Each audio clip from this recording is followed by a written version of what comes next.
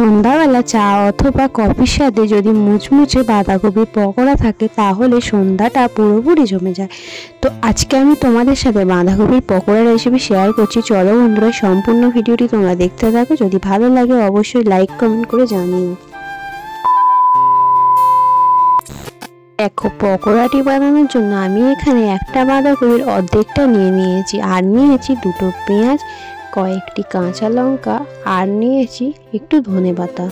তো এই উপকরণগুলো আমি রেডি করে নিয়ে তোমাদের সাথে দেখা করছি। তো দেখো, আমি বাঁধাকপিটাকে কেটে নিয়েছি, আর আমি যা যা নিয়েছিলাম সবগুলোকে কেটে নিয়েছি। তোমাদের আরেকবার দেখিয়ে দিই। পেঁয়াজ কুচি, কাঁচা লঙ্কা কুচি, ধনেপাতা কুচি, আর নিয়েছি কর্নফ্লাওয়ার, আর নিয়েছি বেসন। এতে কিন্তু খুব বেশি জিনিস লাগে না।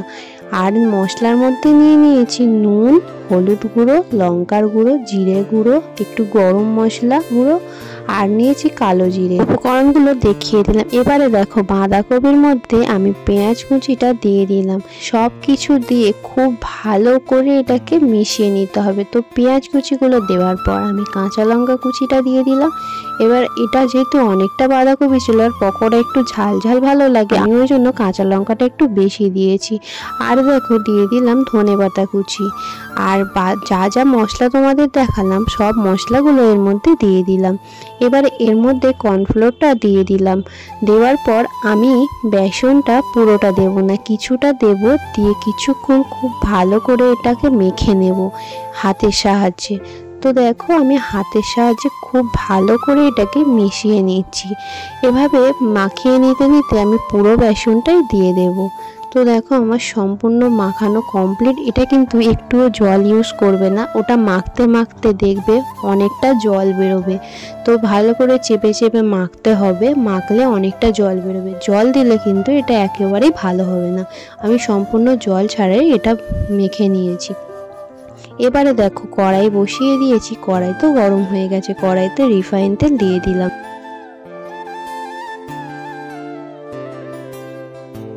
তেলটা আমার গরম হয়ে গেছে। এবারে গরম তেলের মধ্যে আমি পকোড়া শেপে দিয়ে দিলাম। তো এটা তোমরা তোমাদের মতো করে দিও, যে যেরকম শেপ দিতে চাইবে সেরকমভাবে দিও।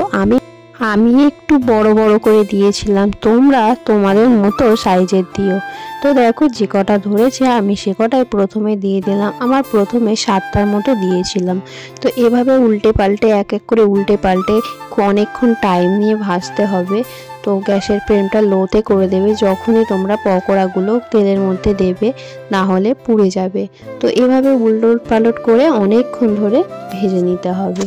তো যত সময় নিয়ে ভাজবে তত জিনিসটা ভালো হবে। ভিতরে যেহেতু বাঁধাকপি, পেঁয়াজ টেঁয়াজ সব কিছু খুব ভালোভাবে ভাজা হবে। তো গ্যাসের ফ্লেমটা লোতে দিয়ে অনেকক্ষণ ধরে টাইম নিয়ে এটাকে ভাজতে হবে। তাড়াতাড়ি করলে কিন্তু এটা একেবারেই হবে না, কারণ কাঁচা থেকে যাবে আর উপরটা কিন্তু পুড়ে যাবে। তাই গ্যাসের ফ্লেমটা লোতে রেখে একটু টাইম নিয়ে এগুলোকে ভাজতে হবে। তো আমার দেখো, ওটা অনেকটাই ভাজা ভাজা হয়ে গেছে। আমি এবারে এগুলোকে তুলে নেব।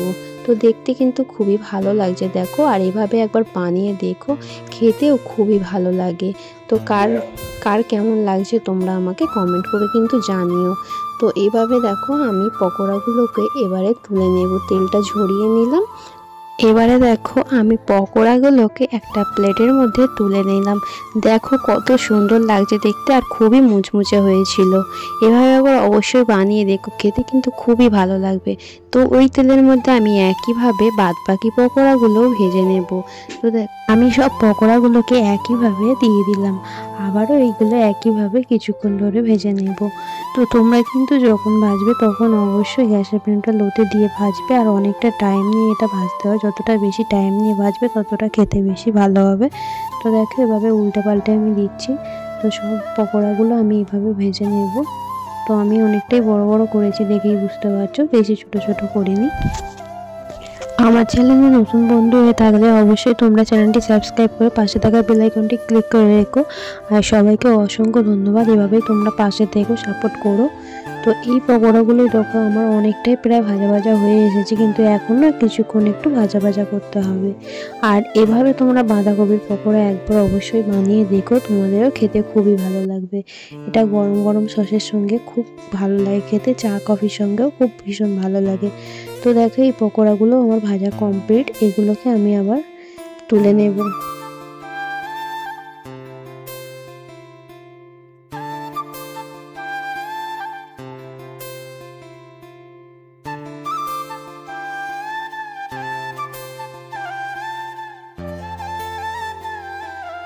আজকের ভিডিওটি যদি তোমাদের ভালো লেগে থাকে তোমরা অবশ্যই কিন্তু কমেন্ট করে জানাবে, আর একটা অবশ্যই লাইক করে দিও।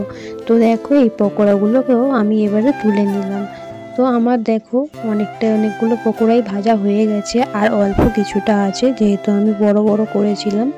তো এবারে আমি দেখো বাদ বাকি যেই পকোড়া যে কটা ছিল সেই কটা আমি দিয়ে দিলাম। এবার এই কটাও ভেজে নিলে আমার পকোড়া ভাজা কমপ্লিট।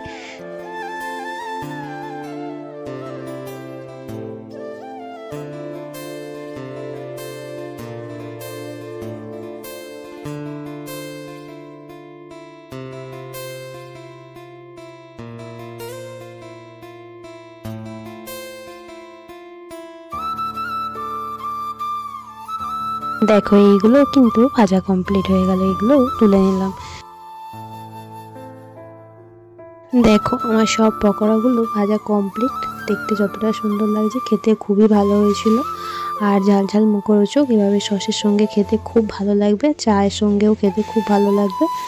তো তোমরা অবশ্যই কিন্তু এভাবে একবার ট্রাই করো, তোমাদেরও খুব ভালো লাগবে। দেখো এখানে আমি একটু স্যালাড আর সসের সঙ্গে নিয়ে নিয়েছি, সসের সঙ্গে খেতে আমার খুবই ভালো লাগে। তোমাদের কার কেমন লাগে আমাকে কমেন্ট করে জানিও। তো আজকের মতো ভিডিওটা এখানেই শেষ করলাম। সবাই খুব ভালো থেকো, সুস্থ থেকো, টাটা।